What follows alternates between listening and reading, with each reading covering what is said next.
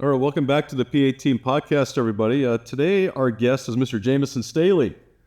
Jameson is a choir teacher for us here at Perry High School. Mr. Staley, thank you for taking some time today to talk to us a little bit on the PA Team Podcast. Of course, thank you for having me. So I have some questions for you. I'm going to shoot them your way. Feel free to give me any information you would like about each one as we go through it. Okay. So question number one, if you can share a little bit about your journey and how you came to be a part of Perry High School. In the spring of 2015, my wife and I were relocating to Arizona from the Nashville, Tennessee area, and I had been teaching 6 years at that point.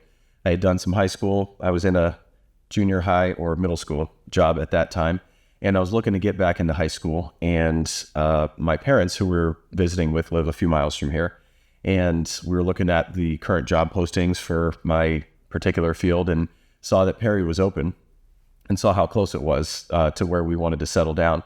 And I reached out, and we were visiting for spring break, and I said, can I come in for an interview, introduce myself? And thankfully, they said yes, and I came in and met you and interviewed with you. And it was great because I didn't have a foot in the door. I didn't know anybody here. I was just really fortunate to be in the right place at the right time. And my predecessor here, who had done an awesome job, was retiring. He was getting to the end of his career, and just was one of those things that worked out really nicely. I do remember that, actually. You know, you're jogging my memory now for 2015. It's been a long time that we've been around here, hasn't it? Yeah, year 10 for me. All right, so talking about choir specifically, what does a typical day in your job look like?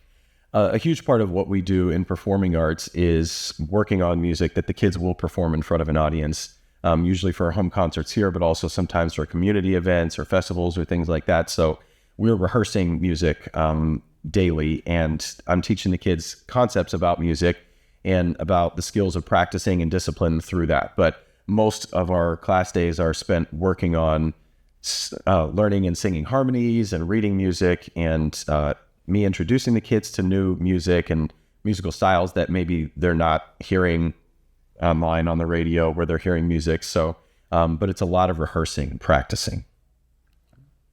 And what part of your job would people be surprised to know about? Because I teach in the fine arts, which is an elective which kids can opt to take year after year, I'm fortunate enough to get to teach some kids 4 years in a row, which is really neat because you get to see how much kids grow in their musical ability, but also in their confidence and socially. And so there's quite a few kids over the years that I've taught from the time they were freshmen to the time they graduated. And the amount of growth that happens in there is really great. And it's not every subject that you get to do that and get to know a kid that well and see them kind of on their whole high school journey. All right, switching gears for just a second, different style of question for you. If you could have dinner with any musical figure, past or present, who would it be and why? This is a tough one because I have, like, as a self-proclaimed music nerd, I have a lot of heroes in music that I would want to kind of pick their brain a little bit. But I'll go with one that most people will know, which is Stevie Wonder, one of my favorite musicians of all time. He's one of those few people who has complete control over his creative process. On his early records, he wrote and recorded most of the instruments himself and did all the vocals and did all that without the skill of reading music because he's been blind since he was a baby. So, and he also is amazing at writing music that is very complex and intricate, and it appeals to people who are music nerds and into the technical side of things, but it's also really appealing to the average person. I mean, most people know a lot of his songs off the top of their head because they just speak to people, but they're also really well put together. So I would want to talk to him about that.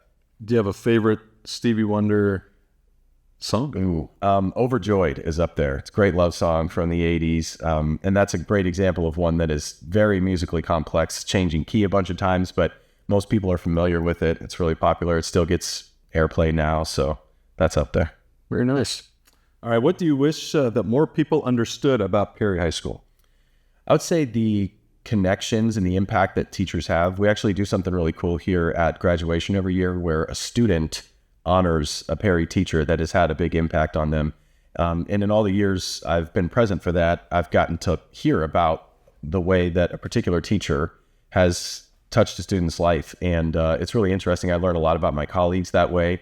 And you just get a picture of how much teachers here are building relationships with kids and kind of finding what those kids are good at, what they're interested in, and really pushing them to dive in and be the best they can be at that. So we all have choices about where we can work. What makes Perry the place for you? I would say people, the people I teach, the people I work with, and the people I work for. One thing that struck me in my first year here at Perry is that in pretty much every class, I would have a handful of kids who every day at the end of class when they walk out the door say, thank you. That really just kind of blew me away. I hadn't experienced anything like that before, and it made me realize that somebody had instilled in them a respect for teachers and just gratitude toward them, which is really great. I still have kids who do that every day. The people I work with are awesome. A lot of the people in my department predate me here. A few of them have been here since the school opened. They're really kind people. They're deeply invested in their kids, but also looking out for their coworkers and take an interest in what they do. They'll come to our performances, and we share a lot of kids who participate in multiple fine arts. So sometimes we get to discuss how we can push that kid forward or challenge them or help them reach a new level in what they're doing. But just great teachers. And the admin that I've had since I've been here have always been great. From day one, they made me feel like they trust me, they respect what I do, and that they know that I have the kids' best interests at heart. So it's been a good experience. Fantastic. Well, Mr. Staley, those are all the questions I had for you today. Thank you again for taking some time of being with us on the P18 podcast. Yeah, thank you for having me. My pleasure.